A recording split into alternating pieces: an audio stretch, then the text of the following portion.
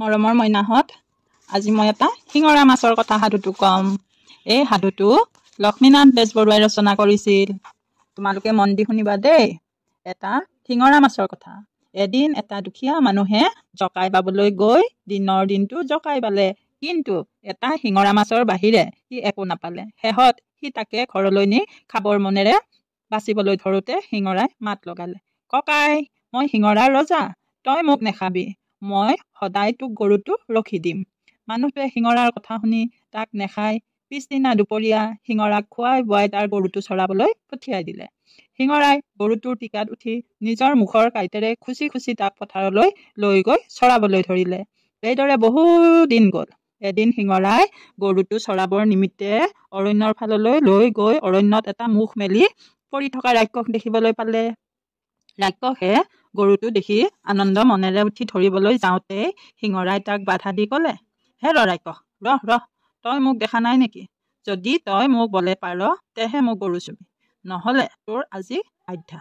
ৰাক্ষসে সেই অকণমান শিঙৰাটোৰ এনে মটমটনি দেখি হাঁহি তাক মোহাৰি মাৰিবৰ মন কৰি হাতেৰে ধৰোঁতেই শিঙৰাই তাৰ হাতত বিষ কাঁইটেৰে বিন্ধি দিলে।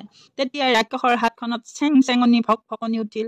ৰাক্ষসে সহিব নোৱাৰি, তোক যিহকে লাগে তাকে মই দিম, তেওঁ মোক তই এৰি দে এই বুলি কোৱাত শিঙৰাই ক'লে, যদি তোক এৰি দিব লাগে তেনেহ'লে মোক কি দিবি আগেয়ে দে। ৰাক্ষসে পেটৰ পৰা এটা সোণৰ আঙঠি উলিয়াই দি ক'লে, এই আঙঠিটো কলাপাত এখনত থৈ ভালমতে সেৱা শুশ্ৰূষা কৰিলেই আঙঠিটোৰ গুণত তোৰ ঘৰ দুৱাৰ সকলোবোৰ সোণৰ হৈ পৰিব আৰু সোণ ৰূপেৰে ঠাহ খাব। শিঙৰাই ৰাক্ষসৰ এই কথা শুনি তাক বিন্ধিবলৈ এৰি দি আঙঠিটো লৈ গৰুটো খেদাই খেদাই আনি ঘৰ পালেহি। ঘৰ পাই সি গিৰিহঁতৰ হাতত আঙঠিটো দি সকলো কথা ভাঙি পাতি ক'লত গিৰিহঁতে ৰং মনেৰে শিঙৰাই কোৱা মতে আঙঠিটো কলাপাত এখনত থৈ সেৱা কৰাত তাৰ ঘৰ বাৰী সকলোবোৰ সোণৰ হৈ পৰিল আৰু সোণ ৰূপেৰে ঘৰ উপচি পৰিল। গিৰিহঁতে তেতিয়াই শিঙৰাৰ লগত নিজৰ জীয়েকক কেঁচা পাণ কেঁচা তামোল কাটি বিয়া দিলে। এইদৰে বহু দিন গ'ল।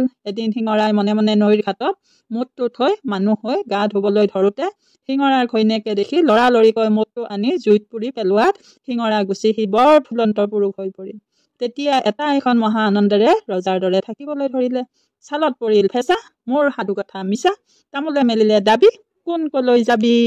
আজিলৈ এৰিলো দেই।